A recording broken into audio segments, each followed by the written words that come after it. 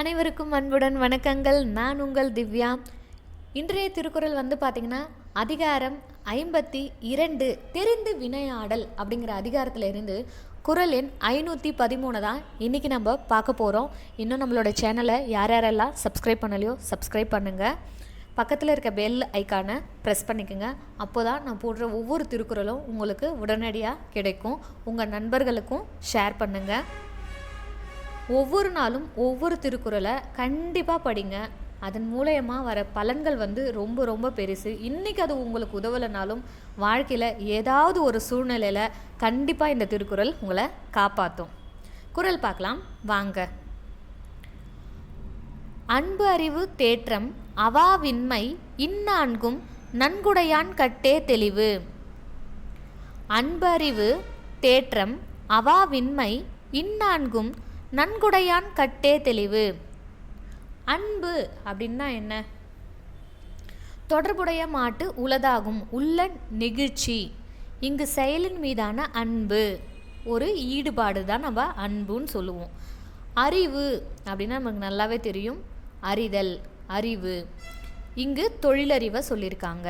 தேற்றம் அப்படின்னா தெளிந்த சிந்தனையுடைய. தேற்றம்னா என்ன? தெளிந்த சிந்தனையுடைமை, கலங்காமை. அவா அப்படின்னா விருப்ப நினைவு. அவான்னா என்ன? விருப்ப நினைவு, ஆசை. இன்மை அப்படின்னா இல்லாதிருத்தல். இன்மைனா என்ன? இல்லாதிருத்தல். இந்நான்கும், இந்த நான்கும். நன்கு அப்படின்னா நன்றாக, நிலை பெற. உடையான் அப்படின்னா உடையவன். உடையான்னா என்ன? உடையவன். கட்டே அப்படின்னா இடத்தே. தெளிவு அப்படின்னா தேர்வு. தெளிவுனா என்ன?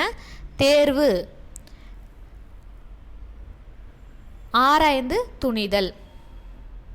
தெளிவுனா என்ன? தேர்வு செய்யலாம் அல்லது ஆராய்ந்து துணிதல் அப்படின்னும் பொருள் கொள்ளலாம். இதோடைய விளக்கம் பாருங்க. அன்பு, அறிவு, ஐயமில்லாமல் தெளிவும் ஆற்றல், அவா இல்லாமை ஆகிய இந்த 4 பண்புகளையும் நிலையாக உடையவனை தெளியலாம். எல்லாம் சிறக்க நினைக்கும் அன்பு, வாழ்தலின் எல்லைகளை புரிந்து கொள்ளும் அறிவு, எதை எப்படி செய்ய வேண்டும் என்ற தேற்றம், நான் மட்டுமே அனுபவிக்க வேண்டும் என்ற அவா இன்மை, இவை 4ஐயும் நன்றாக அடைந்தவரே தெளிவுக்கு அடையாளம். அன்பு, அறிவு, ஐயமில்லாமல் தெளியும் ஆற்றல், அவா இன்மை ஆகிய இந்த 4 பண்புகளையும் நிலையாக உடையவனை தெளியலாம். நிர்வாகத்தின் மேல் அன்பு, நிர்வாகத்திற்கு நன்மை தருவதை அறியும் அறிவு, அதற்கான செயல்களை செய்யும் போது ஒரு உறுதி, பணியின் பொருள் வந்தால் அதன் மீது ஆசையின்மை, இந்த 4ஐயும் உடையவனிடத்தே பதவி தருவதுதான் தெளிவு. அன்பு, அறிவு, செயலாற்றும் திறமை, பேராசைப்படாத குணம் ஆகிய 4 பண்புகளையும் நிலையாக பெற்றிருப்பவரை தேர்வு செய்வதே நலம். அதாவது என்ன சொல்கிறாங்கன்னா, செய்யக்கூடிய வேலை மேலே அன்பாக செய்யணும், அதை பிடிச்சு செய்யணும். உள்ளார்ந்த ஆத்மார்த்தமான அன்பாக ஒரு வேலையை நம்ம செய்யணும். அந்த மாதிரி நம்ம செய்யக்கூடிய வேலைகள் எப்படியாப்பட்ட வேலைகள் அப்படிங்கிறத நல்லா தெளிஞ்சு அறிந்து செய்யணும். அதை எப்படி செய்யணும் அப்படிங்கிறதையும் நம்ம தெரிஞ்சு வச்சுருக்கணும். அவா இல்லாமை அப்படின்னா அது நமக்கு மட்டுமே உதவணும், மற்ற யாருக்குமே உதவக்கூடாதுன்னு நினைக்காம இருக்கணும். முதல்ல ஒரு வேலை மேலே என்ன இருக்கணும்? அன்பு இருக்கணும்.